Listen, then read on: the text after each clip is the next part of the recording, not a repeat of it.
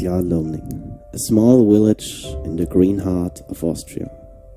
With approximately 21,569 native and 20 million square kilometers of rough and wild nature, it's one of the deadliest places on earth.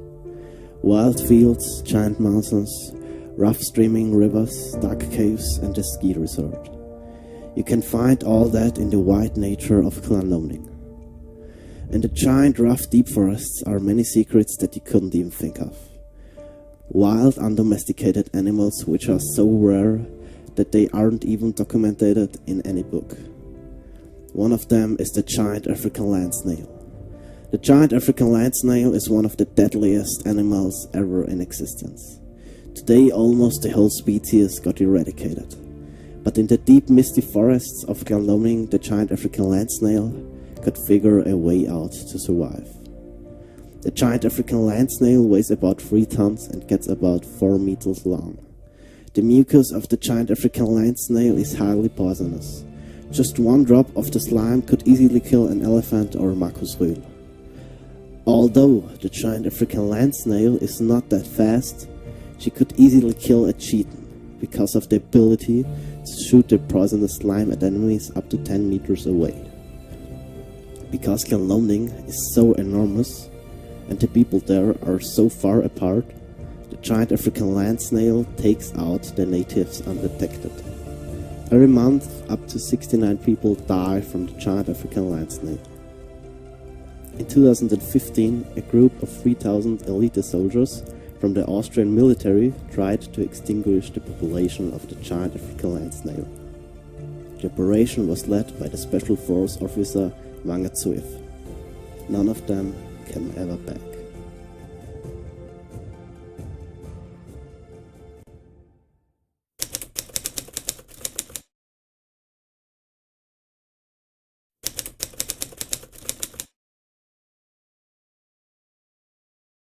You were one of the lucky ones who survived an encounter with the giant African land snail. How did you get noticed and how did you survive? I was in the woods around the Lumbardh and collecting mushrooms. I was very careless and didn't watch out if there were any snail trails. I took one mushroom and there was a snail trail of the African land snail on it, but I didn't knew it. So I took it home and cooked it. After I ate it, I immediately felt ill and I drove to the nearest hospital and said I might have got poisoned by the African land snail. Okay. And how were the doctors able to save your life? I was very lucky because I cooked the mushrooms before I ate it, so there wasn't much poison in the mushrooms. So they had to pump out my stomach and gave me medicine for 2.5 years. Okay, thank you. That was very close. Thank you for having time for us, and now to our second victim. Hello Flo, you also survived an encounter with the giant African land snail. How did you even get in this danger and how did you survive? Well, it was like that. I wanted to become a famous explorer and thought to myself that I could achieve this if I proved the existence of the giant African land snail. So after a long search, I finally found some in the wild. I was in 10 meters distant because I thought that this would be enough, but it turns out it wasn't enough. Okay, thank you. And how did you stay alive? Well, after I got poisoned, I fell in a deep coma. After a few minutes, I woke up and just went home. It seems like the poison doesn't affect me, but I'll be honest, I don't want to try the second time. Okay, thank you for your time and good luck.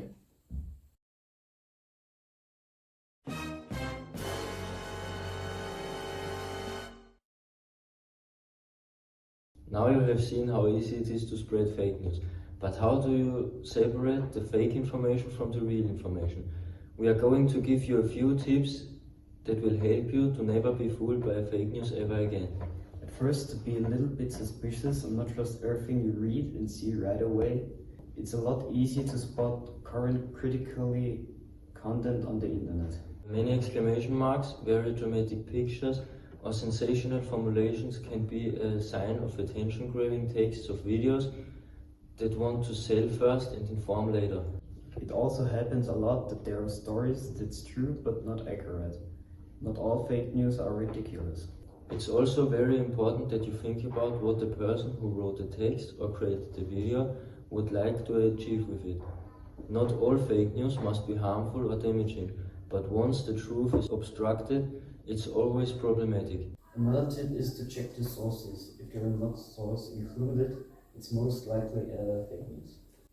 When you are curious if the text or the video is real, it might help to check the author and see if it's a famous person, a person who's already known, a no-name person, or even a controversial person. The big problem is with modern softwares, it's easy to fake an image, so it looks the way you want it to. A tip, look at the sound and shown image to compare if it matches with the speaking person. That's often easier than to see mistakes in a Photoshop image. Also, I would advise you to read the text beyond the headline. I mean, if you see an article that grabs your attention, you shouldn't just scroll further. Instead, you should read the rest of the text and see if it matches with the heading. Especially when you share texts and headlines you didn't really check, you could become part of the community spreading dangerous fake news. Look if there are many ads. Fake news callers often use ads because they don't get paid by the government. News portals that are paid by the government don't spread fake news because the government could stop their money flow. We hope that these tips will help you to separate the fake news from the actual truth in the future. Truth is invaluable for any functioning society and is worth protecting.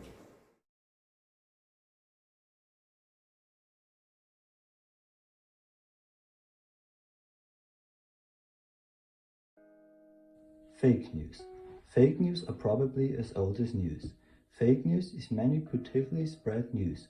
They can usually be found on social networks. In part, they spread virally. Fake news also become a political term and battle word. Social media is a particularly good place to spread fake news, because it has become a preferred source of political information in the digital world. This is initially due to lower costs, as the producer of fake news does not have to operate his own servers for this. The very limited storage space available for the use of news feeds on smartphones and tablets increases, on the one hand, the readability and thus the attractiveness of the texts offered, which must be formulated in a grid and which can be accessed practically at any time. On the other hand, this fact also prevents the transfer of often necessary background knowledge and thus the verification of its truthfulness. For the Time journalist Colin, fake news is in the style of real news based on real news, deliberately places untruths that usually spread via social media. Kula explained, most creators and spreaders of fake news pursue political goals. They have recognized that topics that are discussed very emotionally are particularly suitable for creating mood. In 1835, a 6-part series about bad people on the moon appeared in the New York Sun. In 1874, the Herald reported on the outbreak of wild animals from Central Park Zoo. This led to financial success, but also to panic scenes. You can see that the financial profit is a motive for creating fake news. Fake news has always been used for their own political interests. Minorities are often the target here. According to the editors of the Webster's Dictionary, the beginning of term fake news date back to at least 1890. Deepfakes. A big topic in terms of fake news is deepfakes. Deepfakes are videos or photos which shows things of a person that actually never happened, like this. Or it looks like that the person says something what he or she never said. In many cases, deepfakes are used at famous persons to manipulate the people. The most common reason for use is to present a target person in a different context. for example, face swapping. Content with great destructive potential is often created to create fake pornographic content, for example. However, deepfakes contain much more than face swapping. It can also be used, among other things, to fake voices or even body movements. Examples for deepfakes. Deepfakes are used, for example, to mispresent politicians on internet platforms, including the face of Argentine President Mauricio Macri with that of Adolf Hitler, or that of Angela Merkel with that of Donald Trump. Ukrainian President Volodymyr Zelensky appeared on a hacked Ukrainian news website. It called on Ukrainian soldiers to surrender there. However, it was quickly discovered that it was a fake. Immediately, it was classified by Facebook as deepfake and removed from their network. However, it is still unclear whether it was actually created with deepfake technology. With deepfakes of voices, fraudsters can commit criminal acts. The victim builds trust with an artificial imitated voice and can perform actions at his request. In 2019, a CEO of a company from the United Kingdom was convinced by a telephone call to transfer 220,000 euros. With the DeepNude program for Windows and Linux, for example, released in 2019, the clothes of women in pictures could be removed through neural networks. There was a free and a paid version for $50. However, the software was removed promptly and buyers received a refund. Although deepfakes are a relatively new phenomenon, first use of the term in 2017, they pose a significant threat to politics, business and society. However, politicians strive to facilitate the identification of deepfakes, restrict their use and criminalize unauthorized creation.